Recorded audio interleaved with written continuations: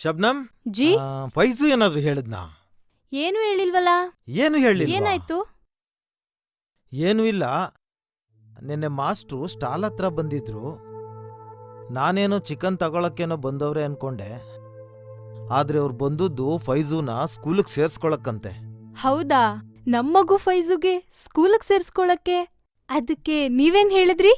ಇನ್ನೇನ್ ಹೇಳಿ, ಸ್ಕೂಲ್ಗೋದ್ರೆ 4 ಅಕ್ಷರ ಕಲಿತಾನೆ, ಆದ್ರೆ ಬದ್ಕಕ್ ಏನ್ ಕಲಿತಾನೆ ಅಂದೆ. ಸುಮ್ನೆ ಅಂಗಡಿ ನೋಡ್ಕೊಂಡು ಇದೇ ಬಿಸ್ನೆಸ್ ಮಾಡ್ಕೊಂಡಿರ್ಲಿ ಅಂದೆ. ಅದಕ್ಕವ್ರು ಏನಂದ್ರು? ಚೆನ್ನಾಗ್ ಉಗಿಸ್ಕೊಂಡೆ. ಅವನನ್ನ ಜೀವನ್ ಪರ್ಯಂತ ಕಸಾಬ್ನನ್ನಾಗ್ ಮಾಡ್ತೀಯಾ ಅಂತಂದ್ರು.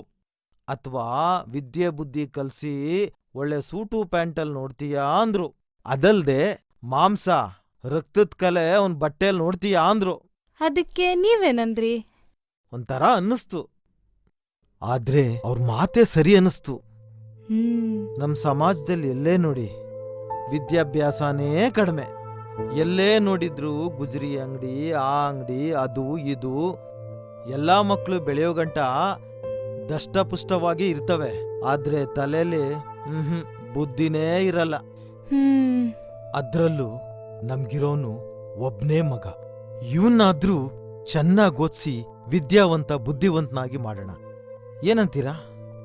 ಸರಿ ಕಣ್ರಿ, ಓದ್ಸೋಣ, ಚೆನ್ನಾಗ್ ಓದ್ಸೋಣ. ನಮ್ ಕುಟುಂಬದಲ್ಲಿ ಒಬ್ರು ಕೂಡ SSLC ದಾಟಿಲ್ಲ. ಗೌರ್ಮೆಂಟ್ ಜಾಬಲ್ ಕೂಡ ಇಲ್ಲ. ಡಾಕ್ಟ್ರು, ಮೇಷ್ಟ್ರು, ಪೊಲೀಸು ಯಾರೂ ಇಲ್ಲ. ನಿಮ್ ಕುಟುಂಬದಲ್ಲಿ ನೋಡೂ ಇಲ್ಲ, ಕೇಳೂ ಇಲ್ಲ. ಆ ಅಲ್ಲಾ ರೂಪದಲ್ಲಿ ಮೇಷ್ಟ್ರು ನಮ್ಗೆ ಸಹಾಯ ಮಾಡಕ್ಕೆ ಬಂದಿದ್ದಾರೆ. ಅದಕ್ಕೆ 2 ರಕಾತ್ ಶುಕ್ರಿಯಾ ನಮಾಜ್ ಮಾಡ್ತೀನಿ. ಅದೆಲ್ಲ ಸರಿ, ನಾವ್ ಊರಲ್ಲಿ ಇಲ್ಲ ಅಂದ್ರೆ ಸಾಕು. ಮನೆ ಹತ್ರ ಅಂಗಡಿ ಹತ್ರ ಕಳ್ರು ಕಾಟ, ನಾಯಿಗಳ ಕಾಟ. ಟೈಮ್ಗೆ ಕೋಳಿಗಳಿಗೆ ಮೇವ್ ಹಾಕ್ಬೇಕು, ನೀರ್ ಕುಡಿಸ್ಬೇಕು. ಹೆಂಗ್ರಿ ಇದೆಲ್ಲ? ಇರ್ಲಿ ನೋಡೋಣ, ಏನೇ ಆಗ್ಲಿ ನಾನ್ ನಿಮಗ್ ಸಾಥ್ ಕೊಡ್ತೀನಿ. ಆಗೋದಿಲ್ಲ ಅಂದ್ರೆ ಕೆಲ್ಸದವ್ರನ್ನ ನೇಮ್ಸಿದ್ರಾಯ್ತು. ಬಾಯಿಲ್ ಕುತ್ಕೋ. ಸ್ವಲ್ಪನಾದ್ರೂ ಬುದ್ಧಿ ಇಲ್ವಾ ನಿನ್ಗೆ? ಅದೇನೋ ಮೇಷ್ಟ್ರ ಜೊತೆ ಸ್ಕೂಲ್ಗೆ ಹೋಗ್ತೀನಿ ಅಂತ ಅಂದಂತೆ, ಇಲ್ ನೋಡಿದ್ರೆ ಹುಂಜ ಜೊತೆ ಊರೂರ್ ಸುತ್ತಾ ಇದ್ಯಾ. ಸ್ಕೂಲಿಗೆ ಹೋಗ್ತೀಯಾ ಏನಿಲ್ವಾ? ನಿಮ್ಮಪ್ಪನ್ ತರ ಕೋಳಿ ಅಂಗಡಿಲಿ ಕೋಳಿ ಕತ್ತರಿಸ್ತೀಯಾ?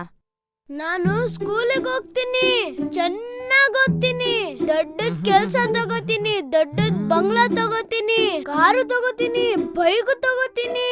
ದೊಡ್ಡನಾದ್ಮೇಲೆ ನಿಂಗೂ ಅಪ್ಪನ್ಗೂ ಕಾರಲ್ಲಿ ಕೂರ್ಸ್ಕೊಂಡು ಝೂಮ್ ಅಂತ ಅಜ್ಜಿ ಮನೆ ಹೋಗ್ತೀನಿ.